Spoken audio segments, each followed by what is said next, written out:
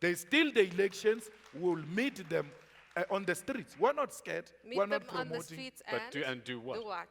We will fight. If they are fighting, we'll fight. With what? With everything we have. You fighting the army? With We're what? fighting the state violence.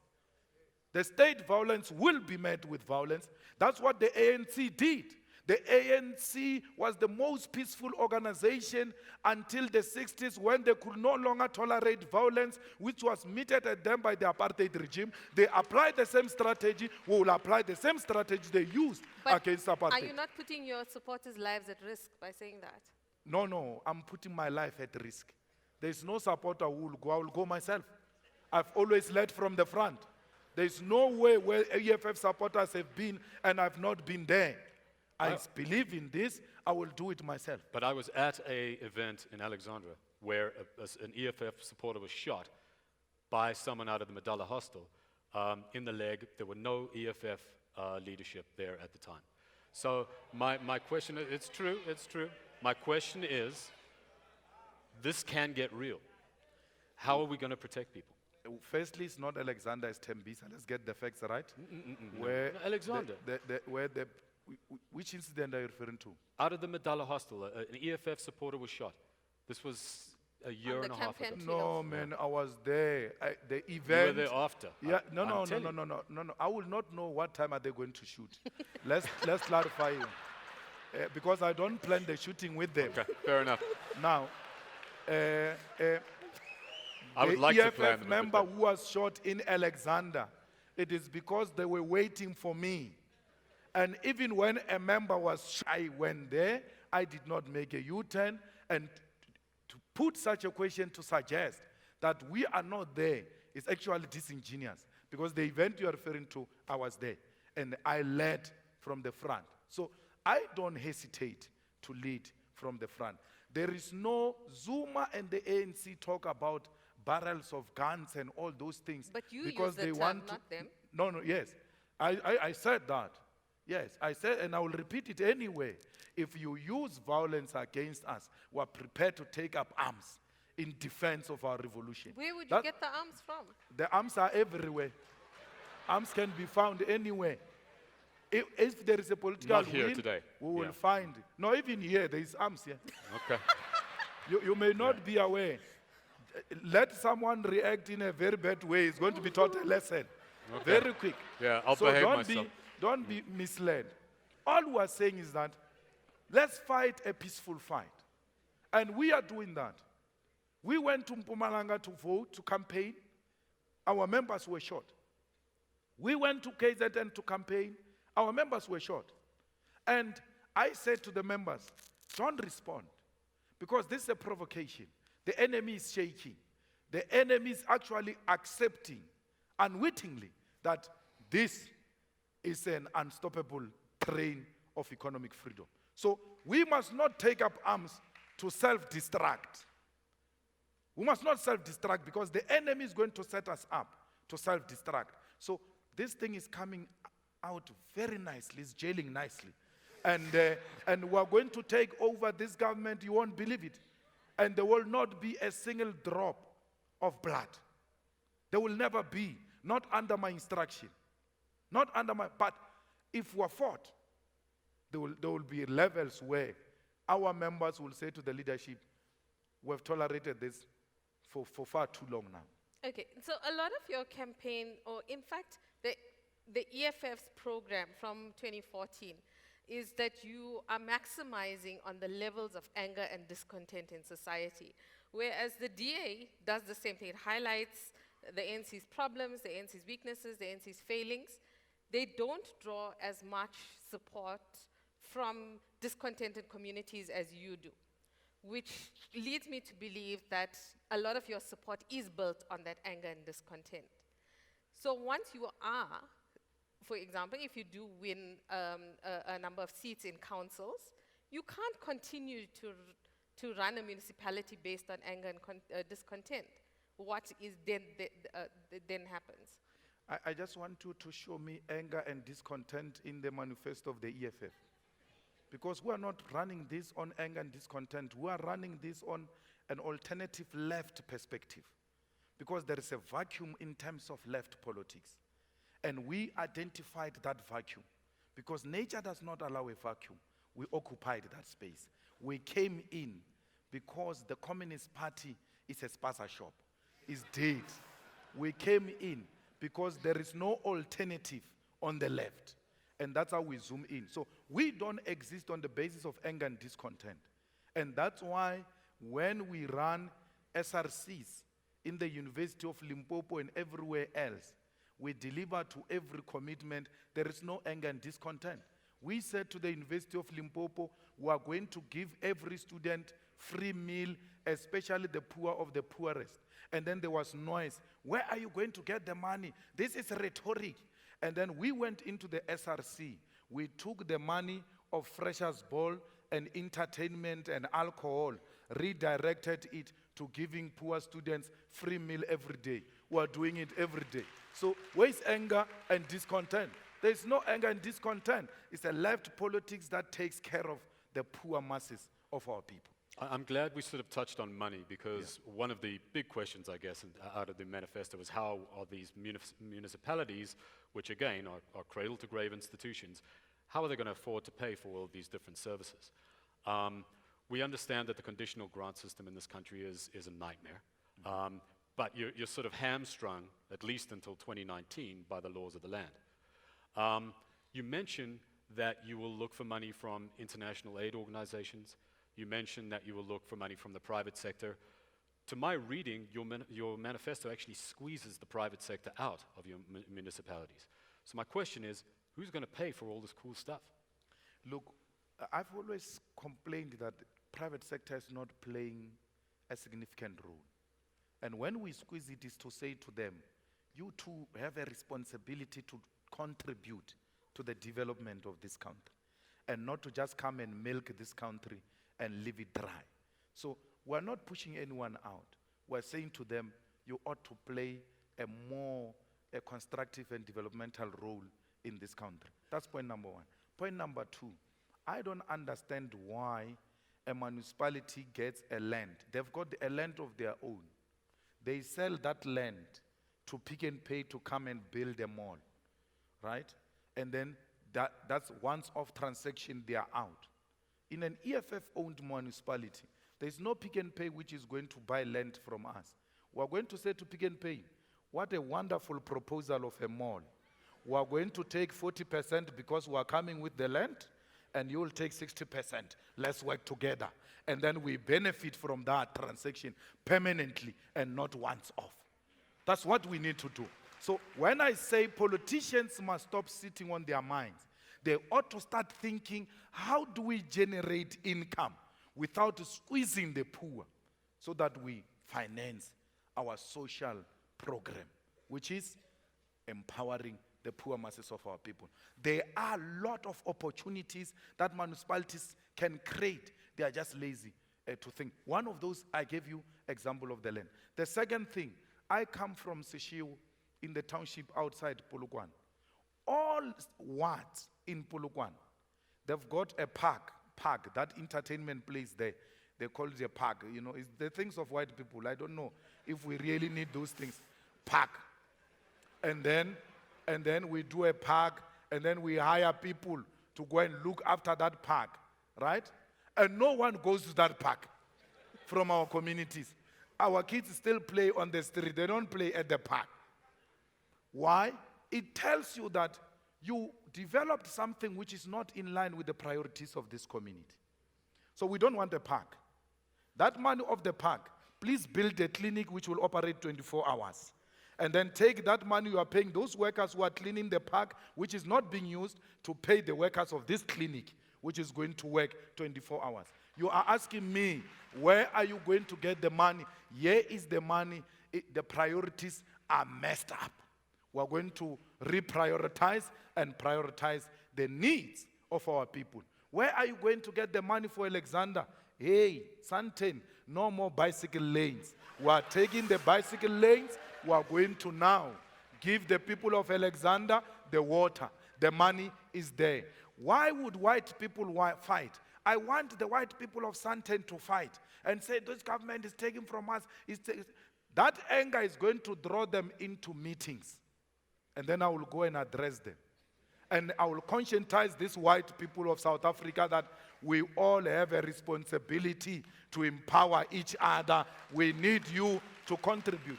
They will never get that. They will never get that message because they don't come to the meetings. Why are they not coming to meetings? They don't need anything. Once I stop bicycle lanes, they will come. I'm going to grab them there and politicize them. Okay. Let's talk about the economy because the economy is a big issue in our country at the moment.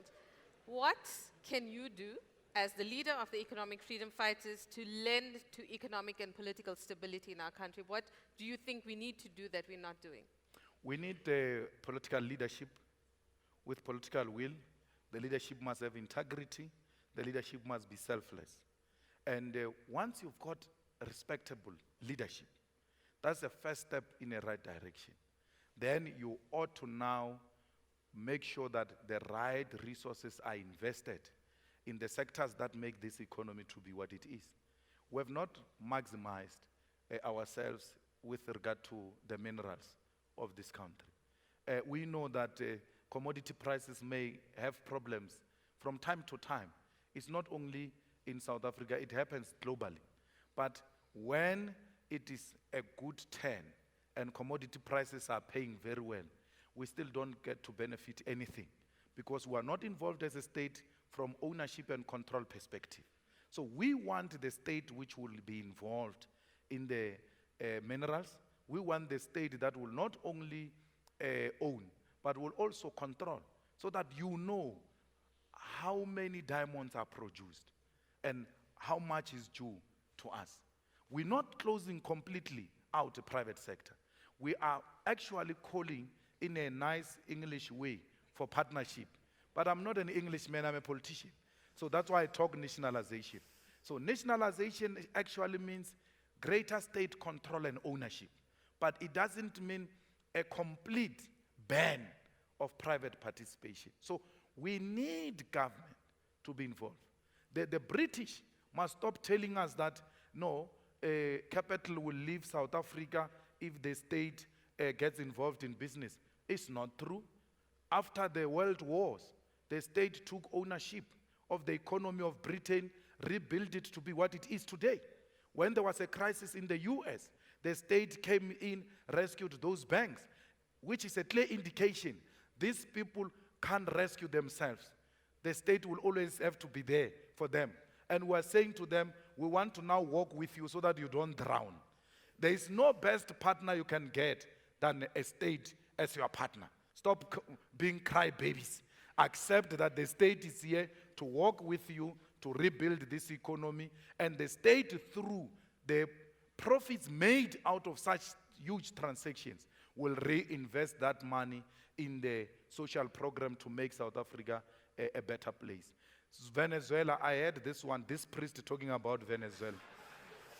Firstly, he doesn't know Venezuela. Secondly, he has never been to Venezuela. Secondly, he Googled before he came here about Venezuela and got wrong information. 80% of the Venezuelan economy is from the oil. And oil price makes it very difficult now for countries that depend on oil to perform very well. It's not only the issue of socialism. Just generally, the oil thing is not working. It's like the problems that we had during the nationalization of steel, not steel, copper. They nationalized it at a point where copper was not doing well as a commodity. And those mines failed. And when those mines failed because the commodity was not doing well, they attributed that to nationalization. It's not correct. State-owned institutions, they are not inherently incompetent. One of them is AXA in South Africa. We build the best airports, and yet that is a state-owned company. To build an airport is not like building some useless things. It's a complicated thing, yet the state company is doing it very well.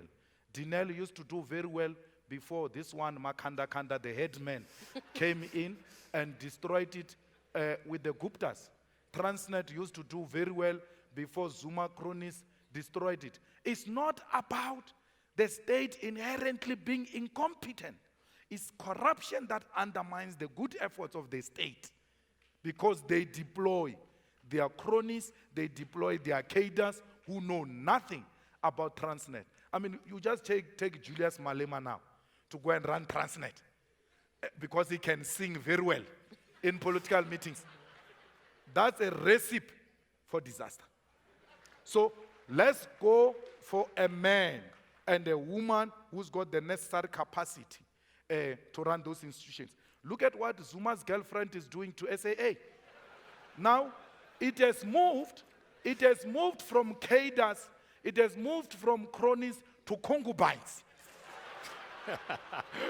it has degenerated to the extreme. Somebody has to say it. It has degenerated to the extreme. It's not like SAA can't make profit. It did that before under a female CEO, black female CEO. So the problem is not state-run institutions, it's corruption. The leadership has to be firm on corruption. The ANC can't punish Zuma on corruption because they are all corrupt. It's a gangster. We are run by a gangster. And you disagree with them, they will kill you. If they don't kill you, they will expel you. They will send the institutions of the state against you. They will destroy you. Not because they want to destroy you. No, they are intimidating anyone else who wants to dare challenge them after you. Okay, we got a few minutes left. I just want to ask you before we wrap up. You mentioned the Gupta family. Yeah. You have clearly placed them in your sights as a target. You said you will drive them out of the country. They have gone, but they still seem to have an influence. What are you going to do next? Well, we are on the Gupta's case. We're not playing. You know, when we spoke about the Guptas, we were attacked from all angles. That we are wrong, we are driving away the investors, we are doing all sorts of things, we are anarchists and all that. And then everybody else came, the banks, said, no, there is a problem here. We're closing their accounts. And then everyone else said, yeah, these Guptas are a problem. Why? Because it is now said by a white man that these people are a problem. Because the white man owns the banks. So they are a problem. And the problem of the Guptas is actually promoted by Zuma. Because I used to think the Guptas are giving him small money until I was made aware that they're giving him millions of money, cash. Zuma said he was going to sue me because I said he took money to Dubai and he must do that. He must sue me. Because Zuma is benefiting directly from the Guptas. The ANC stopped the Gupta investigation because Zuma said so. Zuma said to Gauteng PGC, do you know what is the state? The state is the judiciary, the legislature, and the executive. When you say there is a capture, have they captured judiciary? Have they? And then no one dares to challenge him that they've captured you and you are the head of the state, and once they've captured the head of the state, they've captured the state. So, and he speaks like he's got a point, but I worked with him, so I know he's extremely limited, intellectual. So I know how he does things when he has run out of reason. He said, and I'm like, How I wish I was there. Because I would have said, stop it there. Stop it right there. Let me explain to you where the concept of state capture comes from. We will finish the Guptas when we finish Jacob Zuma. For as long as Zuma is a president, corruption will never stop.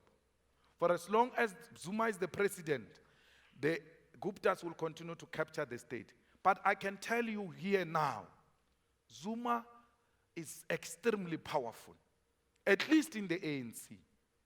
Zuma, if he wants to be the president of the ANC, he will be president of the ANC for the third time.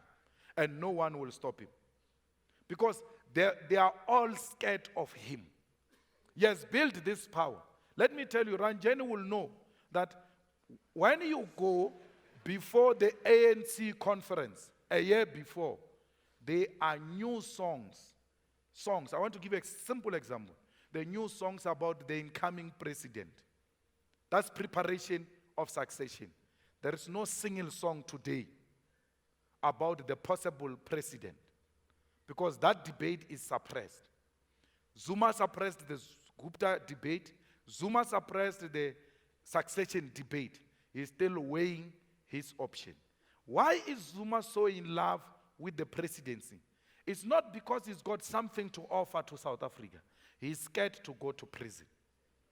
And he knows the only way of not going to prison is when you are in charge of presidency and then you can control the NPA. That Sean is nothing there. I've got no respect for such people. He's got Sean, he's got that man at SARS, Tom. He's got all the state institutions. So Zuma is so in charge that like he's only coming in now. He's not like a man who's going out. He has taken charge of all the strategic institutions of the state, including parliament. So he's not going anywhere. So the fight against Zuma is not a fight against the man. It's a fight against corruption, which is institutionalized by Zuma. If you're not corrupt,